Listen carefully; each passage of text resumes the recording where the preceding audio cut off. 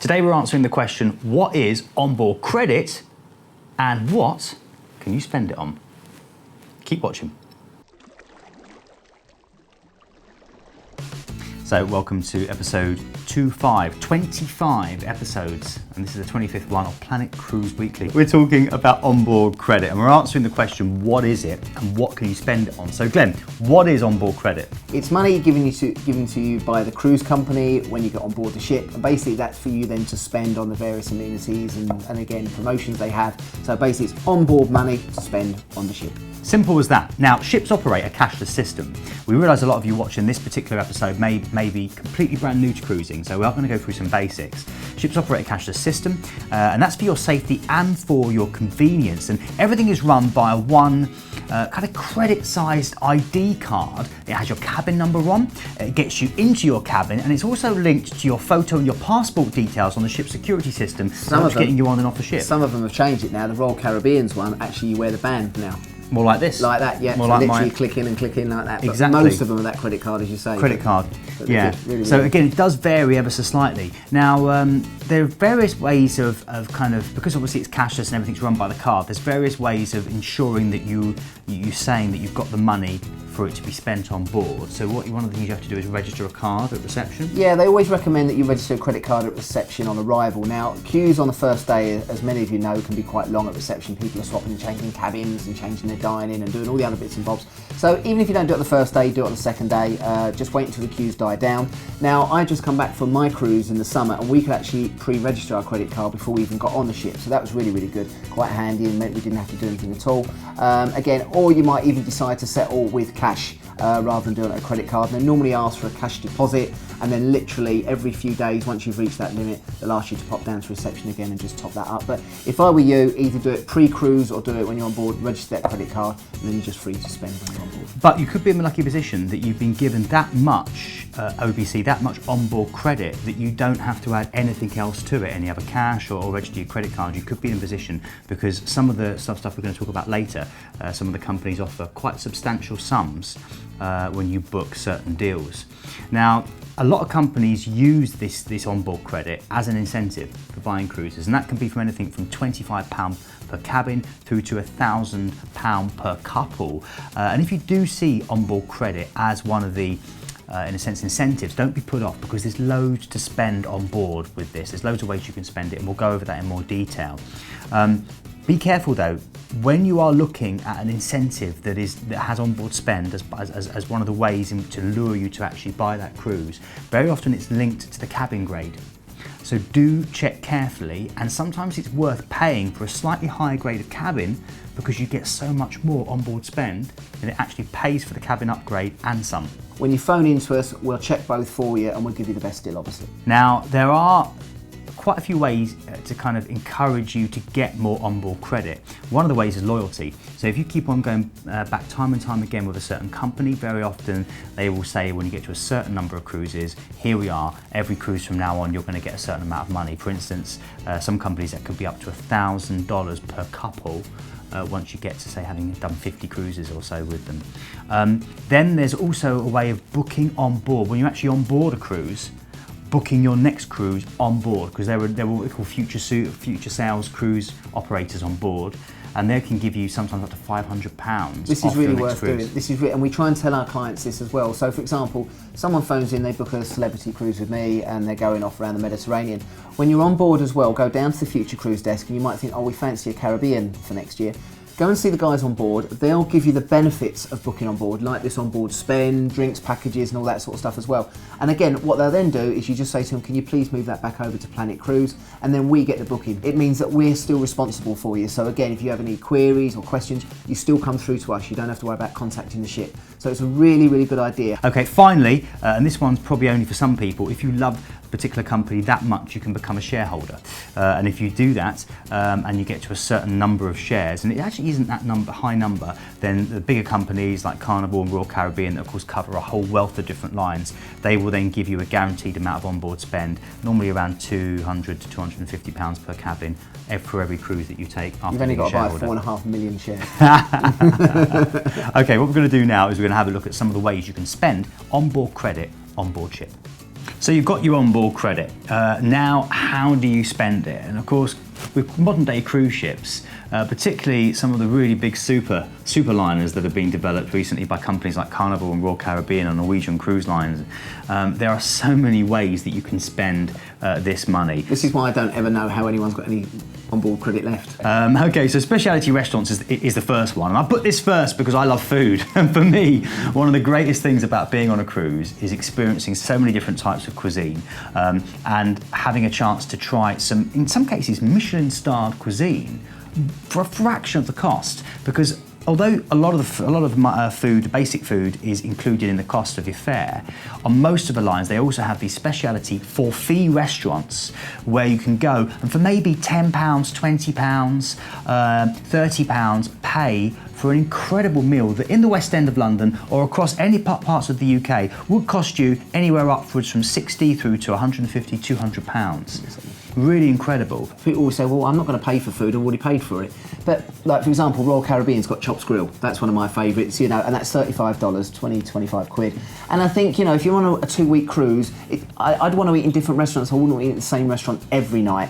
Although, if you do want to eat in the same restaurant every night, the menu does change every night, so do remember that. Next way of spending your onboard credit is drinks, Glenn's favourite subject, which is why it's in at number 2. Alcoholic beverages, Glenn. Again, some of the drinks packages people get put off by. I know, for example, like people like Cruise and Maritime, their drinks package is about £17 per person per night, going up to things like Norwegian Cruise Line, which can be about $80 per person per night. You've got the opportunity to then purchase various drinks packages on board, alcoholic, non-alcoholic, maybe coffee packages. The good thing as well, I would say, is that if you take a drinks package, it's quite nice to know that everything's paid for and literally you can just sign for a drink and it's all covered. If you've got a nice bit of onboard credit on there, I definitely put it towards your drinks package. And if not, and you do have onboard credit and you just think, I'm only going to have a couple of drinks, then just do it on an ad hoc basis. Just get it put onto your card and it will come off your overall onboard spend, even though you haven't paid out in advance for a drinks package. Okay, next one. This one's big up on my agenda, getting my cuticles done.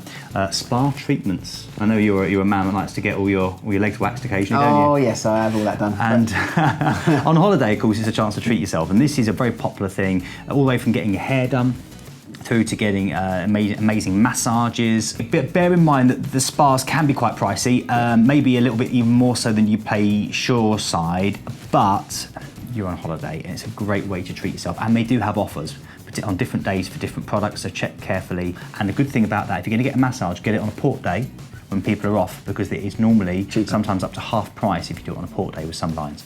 Right, shore excursions, Glenn. Now this is something which is very dear to your heart, being a shore excursion manager for so many years.